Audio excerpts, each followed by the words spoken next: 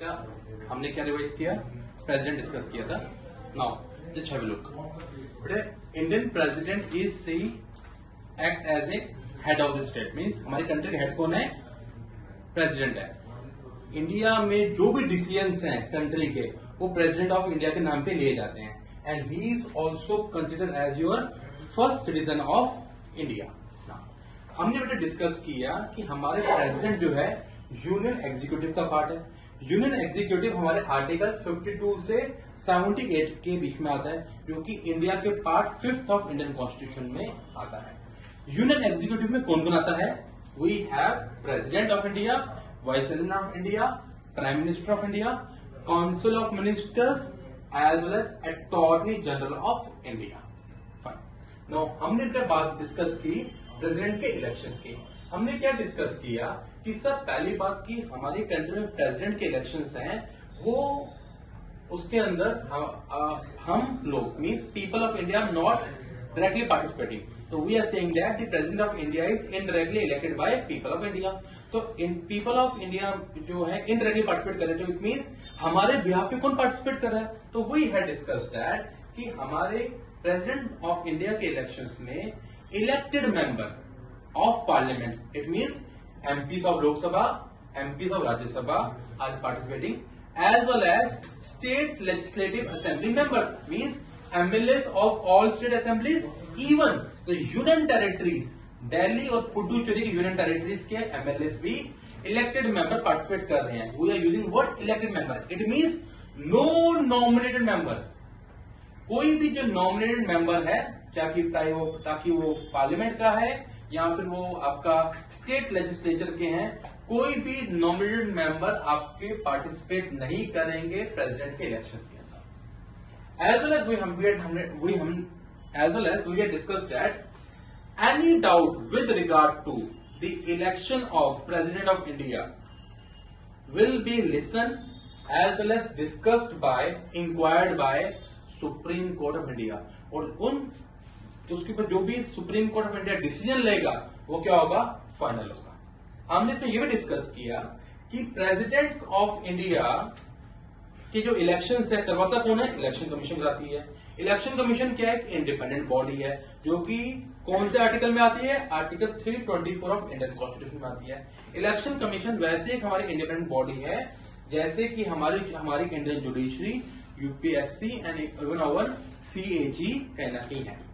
Coming on to president की qualification for the election of president of India, we had discussed that कि president के elections के लिए किसी को जाना है तो person should be an Indian, as well as minimum age कितनी होनी चाहिए, 35 year होनी चाहिए।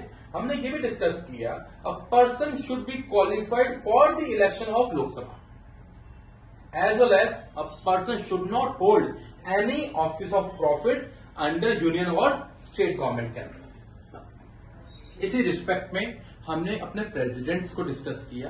बेटे टिल इंडिपेंडेंस से लेके अभी तक बात करें हम लोग, हमारी कंट्री में 15th प्रेसिडेंट बन चुके हैं। करंट प्रेसिडेंट कौन है, हमारी Draupadi Murmu is the 15th president of India.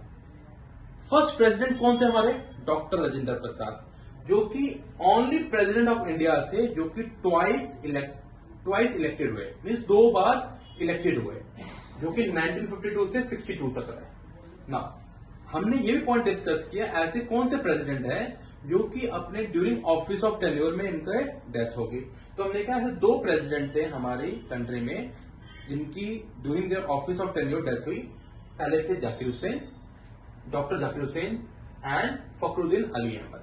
हमने इसमें यह भी डिस्कस किया कि इमरजेंसी जब हमारी कंट्री में इंटरनल इमरजेंसी लगी, जो कि इंदिरा गांधी गवर्नमेंट के टाइम पे लगी थी, उस वक्त हमारे प्रेसिडेंट कौन थे, उस वक्त हमारे प्रेसिडेंट कौन थे, फखरुद्दीन अली अहमद थे। We had also discussed that हमारी कंट्री के फर्स्ट फीमेल प्रेसिडेंट कौन है, तो we had discussed that Pratibha Patil was the first female president of India, जिनका टेन्योर था 2007 से लेके 14 तक। We had also discuss about the oath और affirmation by the president of India.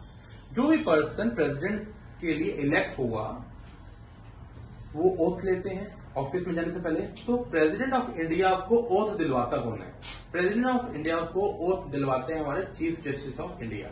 In case अगर chief justice of India available नहीं है तो सीनियर मोस्ट जज ऑफ सुप्रीम कोर्ट कहीं ना कहीं उनको ओथ दिलवाएंगे। हमने बेटा इसी में डिस्कस किया टेन्योर ऑफ प्रेसिडेंट। प्रेसिडेंट जो भी कंट्री का बनता है वो ऑफिस होल्ड करते for the tenure of 5 years। Even हमने ये भी डिस्कस किया इन बिटवीन कि अगर प्रेसिडेंट को रिजाइन करना है before completion of his tenure तो president can resign, but president resign किसको करेगा? Vice president of India. हमने एक और पॉइंट पर डिस्कस किया, मान लेते हैं अगर प्रेसिडेंट की डेथ होगी इन बिटवीन, जैसे कि हमने देखा भी हमारे कई प्रेसिडेंट्स की डेथ हुई है, तो अगर प्रेसिडेंट की डेथ हो जाती है during their office of tenure, उस टाइम पे vice president of India will act as a president of India till जब तक नए इलेक्शंस नहीं हो जाते प्रेसिडेंट के। हमने एक और सिनेरियो डिस्कस किया कि मान लेते हैं कि प्रेसिडेंट के इलेक्शंस हो रहे हैं and vice president of India को ही आपके प्रेसिडेंट के इलेक्शन में पार्टिसिपेट करना है, तब क्या होगा?